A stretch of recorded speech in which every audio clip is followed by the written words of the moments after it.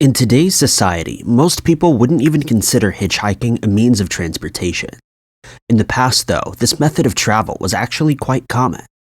The process is still considered risky, but many people engaged in both sides of hitchhiking, more often than you'd expect.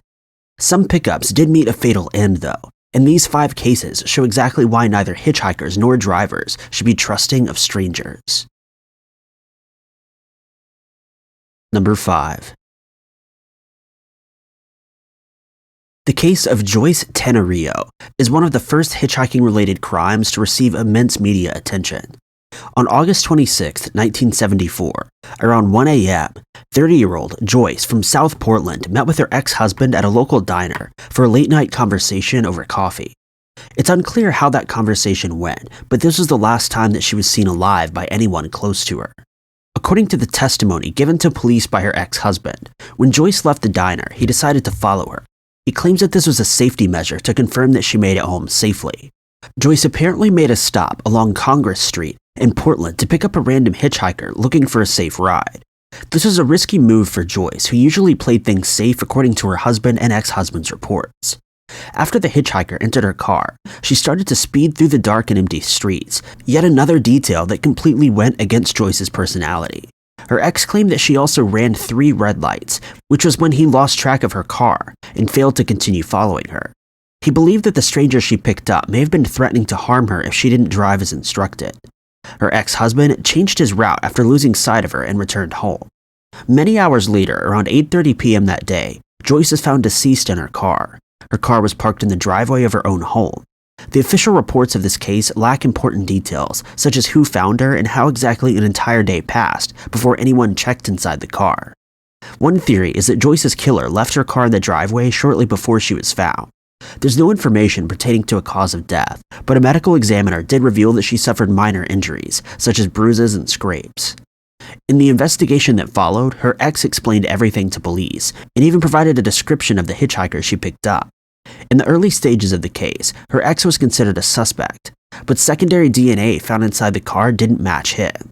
Additionally, he had an alibi for his whereabouts during the hours Joyce was likely dumped at home. Another suspect, a local man who frequently requested free rides, was questioned by police.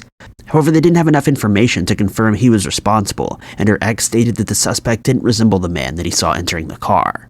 The case eventually went cold, and now 46 years later, the mystery remains unsolved, but both experts and witnesses believe that the unidentified hitchhiker was the cause of Joyce's passing. Number 4.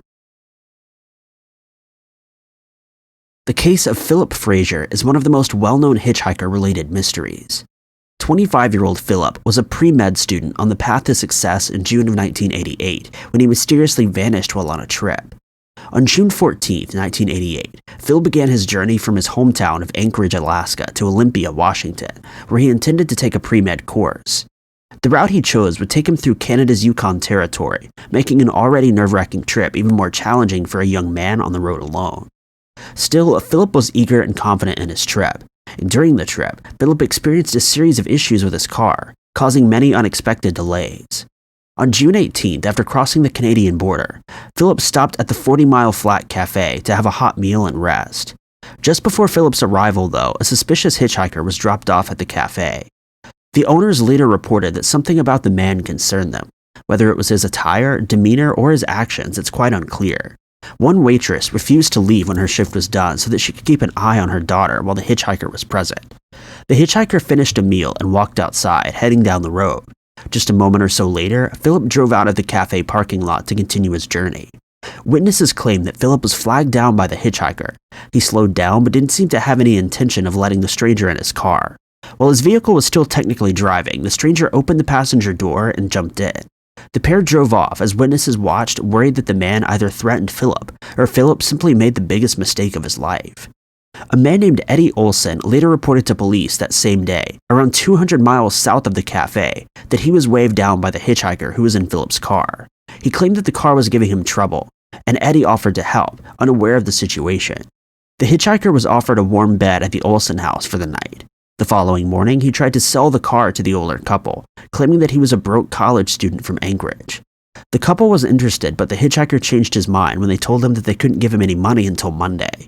That was too long of a wait for the stranger, so he paid the couple $20 for their help and carried on his way. 12 hours later, after Philip had been reported missing, his car was found at a car wash in Prince George, British Columbia. It had been set ablaze and burnt to a crisp. Investigators were unable to collect any evidence from the scene, and unfortunately, over a month later, Philip's remains were found buried in a gravel turnaround just about 70 miles from the Olsons' home.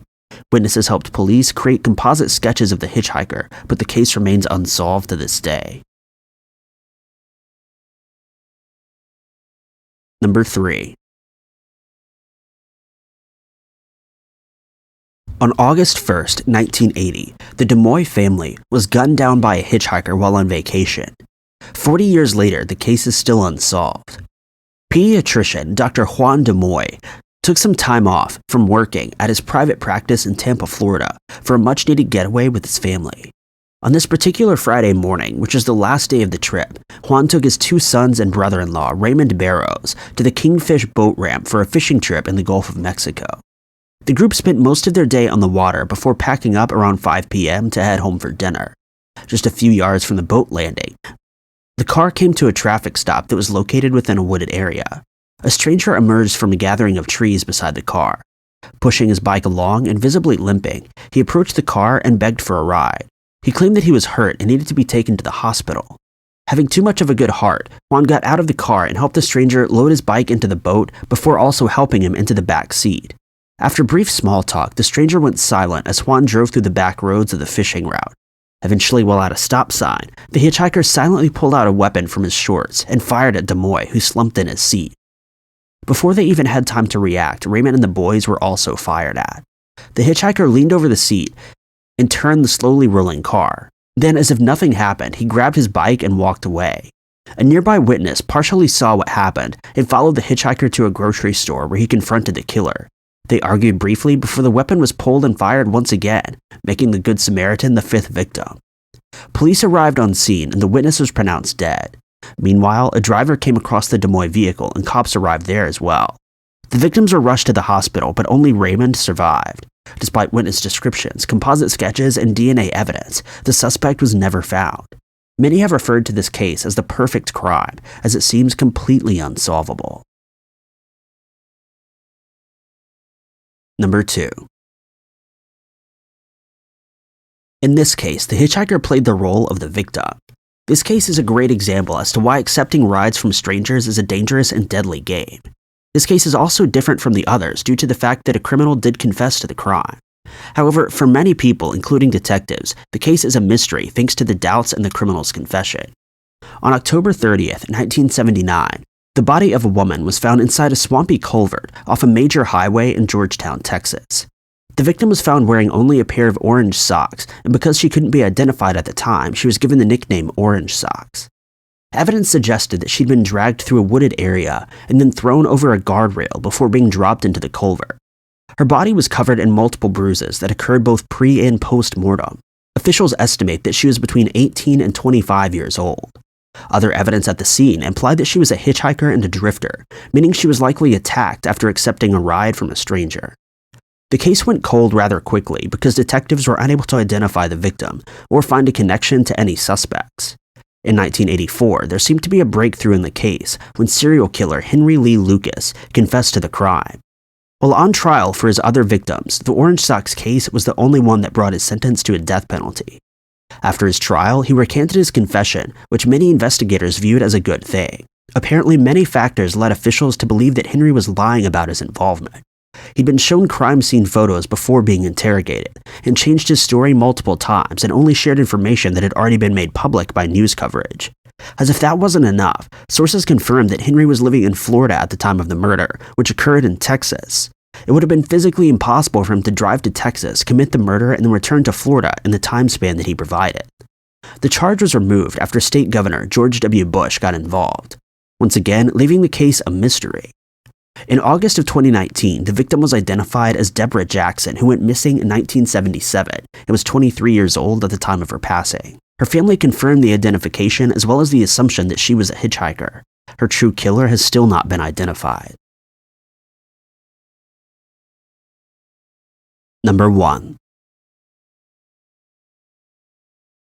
The Santa Rosa Hitchhiker Murders is a series of killings that happened in Santa Rosa, California, between 1972 and 1973. There are 7 confirmed and up to 13 possible victims in this umbrella case. All of the victims were women that had been picked up in the area while either hitchhiking, living on the streets, or offering intimate services. They were all found in rural areas and nearby creeks, ponds, and small lakes. As detectives collected more information as the killings happened, they started to link the cases together. This was done because the bodies were found in similar conditions and locations. Furthermore, the injuries and cause of death also either matched or shared specific features. However, as the cases continued to unfold, it became unclear whether or not they were the work of a serial killer. Many suspects were apprehended and considered, but a lack of DNA caused every lead to slip through investigators' fingers. Although there were 54 total unsolved homicides between 1970 and 2006 in the area, these examples were the only ones involving hitchhiking women. One theory is that these cases prevented the women from catching rides in the area, while another suggests that the suspect simply changed their victim pool. Some files were reopened in 2011 and 2018 so that the available DNA could be tested, but a match was still never found. It remains unsolved to this day. Thank you guys so much for watching. If you enjoyed this narration, maybe consider checking out my personal channel at youtube.com/ty_knots. And if you like this video, be sure to click that like button, subscribe, and click the notification bell to keep up to date with all of our future videos.